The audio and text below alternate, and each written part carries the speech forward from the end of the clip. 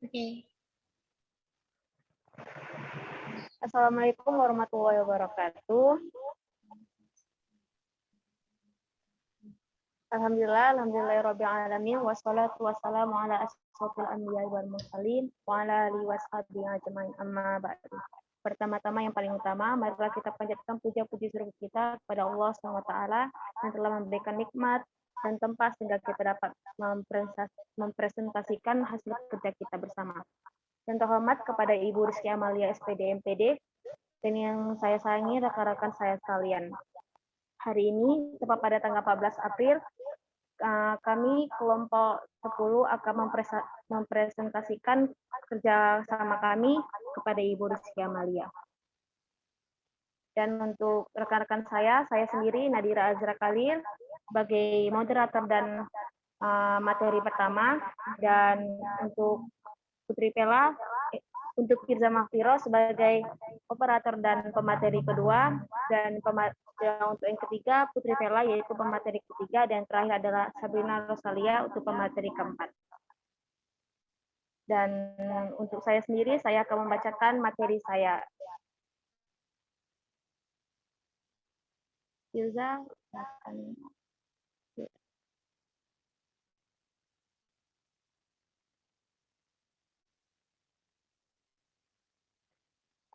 pengertian bakat dan potensi.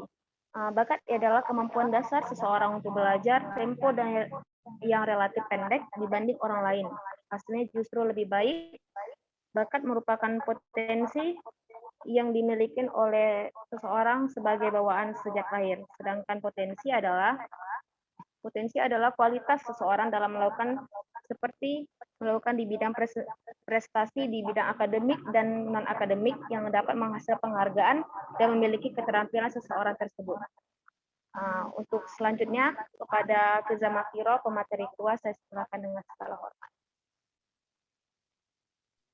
Terima kasih kepada moderator. Di sini saya akan menjelaskan tentang cara mengenali bakat dan potensi, yaitu dengan cara sedikit bantuan, yaitu membantu anak-anak yang berbakat dengan menguasai bidang yang disukainya dan juga memotivasi anak untuk mempelajari hal-hal yang disukainya. Yang kedua, bangkitkan minat bakat anak. Orang tua harus mendukung anaknya agar bakatnya terasa secara optimal. Dan orang tua harus memperkaya bakat minat anaknya dengan cara mengenalkan anaknya kepada teman-teman sebaya yang mempunyai berbagai minat dan bakat. Yang ketiga, lakukan tes bakat, yaitu dengan cara melihat tingkah laku anak. Yang kedua, mengikuti perkembangan anak. Dan ketiga, memberikan berbagai macam stimulus. Dan yang keempat, melakukan tes psikologi. Sekian dari saya kembalikan kepada moderator. Terima kasih kepada Firza Mahfiro yang telah membacakan materinya. Untuk selanjutnya, pemateri ketiga adalah Putri Pela. Putri Pela untuk Putri Pela, tempat dan waktunya dipersilakan. Terima kasih kepada moderator. Selanjutnya saya akan menjelaskan tentang cara mengembangkan bakat dan potensi. Ada beberapa hal yang perlu diperhatikan dalam pengembangan bakat sang anak. Yang pertama, perhatian. Setiap individu adalah unik, karena itu setiap bakat perlu memperoleh perhatian khusus. Sistem pendidikan yang menggunakan pola penyeragaman kurang baik untuk digunakan. Cermatilah berbagai kelebihan, keterampilan, dan kemampuan yang tampak menonjol pada anak. Yang kedua, motivasi. Bantu anak dalam meyakini dan fokus pada kelebihan dirinya agar anak lebih percaya diri. Dan tanamkanlah kepada anak rasa optimis kepada mereka bahwa mereka bisa menggapainya. Yang ketiga, dukungan. Dukungan sangat penting bagi anak. Selalu beri dukungan terhadap mereka dan yakinkan mereka untuk rajin dan latihan terus-menerus. Selain itu, dukunglah anak untuk mengatasi berbagai kesulitan dan hambatan dalam mengembangkan bakat dan potensinya. Yang keempat, pengetahuan. Perkaya anak dengan berbagai wawasan, pengetahuan, serta pengalaman di bidang yang dia inginkan tersebut. Kemudian yang kelima, latihan. Latihan terus-menerus sangat baik untuk perkembangan bakat dan potensi anak agar bakat dan potensi yang dipunya oleh anak lebih matang. Alangkah baiknya bila anak diikutsertakan dengan ekstrakurikuler atau beri kegiatan yang lebih agar anak bisa terus latihan dengan bakat dan potensi tersebut. Kemudian yang keenam, penghargaan. Berikan penghargaan dan pujian untuk setiap usaha yang dilakukan anak, agar anak merasa dirinya sangat didukung penuh oleh orang yang dia percaya. Yang ketujuh, sarana. Sediakan fasilitas atau sarana yang menunjang dengan bakat dan potensi anak. Yang kedelapan, lingkungan. Lingkungan juga ikut mempengaruhi perkembangan bakat dan potensi anak. Karena itu, usahakan anak selalu dekat dengan lingkungan yang mendukung bakat anak. Kemudian selanjutnya kerjasama. Kerjasama antara orang tua, guru, maupun anak yang sangat diperlukan mengingat waktu anak di sekolah hanya sedikit dan waktu yang anak luangkan di rumah lebih banyak. Dan yang terakhir adalah teladan yang baik. Mengingat sikap anak yang selalu meniru, maka teladan yang baik sangat diperlukan.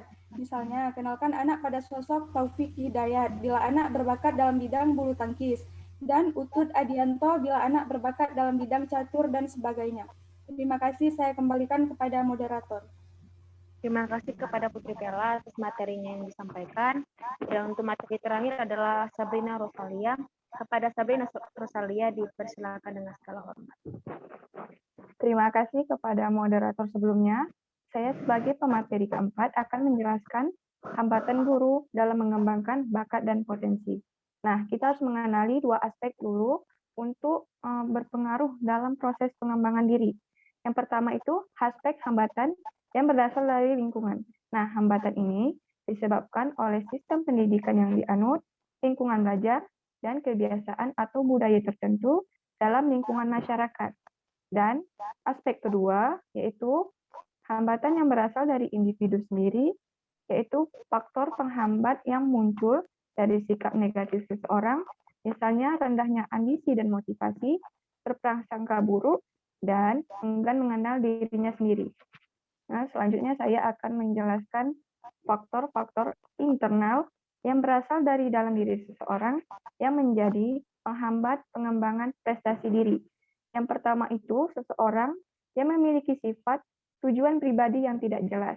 Nah, orang ini memiliki perilaku seperti melalaikan kesehatan fisik, hidup tidak teratur, tidak menerima sesuatu kegagalan dan merasa dirinya lemah, dan tidak mampu mengatur orang lain. Nah, yang kedua, memiliki sifat nilai pribadi yang tidak jelas. Orang ini memiliki ciri-ciri perilaku dan tidak mempermasalahkan nilai, bertindak berbeda dari nilai yang dianut, dan mengambil sikap pasif terhadap kehidupan. Yang ketiga, orang yang memiliki sifat ketidakmampuan mengatur diri. Nah, orang ini memiliki ciri-ciri perilaku yang tidak mempunyai tujuan pribadi, cenderung merubah arah, dan tidak mempunyai tujuan yang jelas. Dan yang keempat,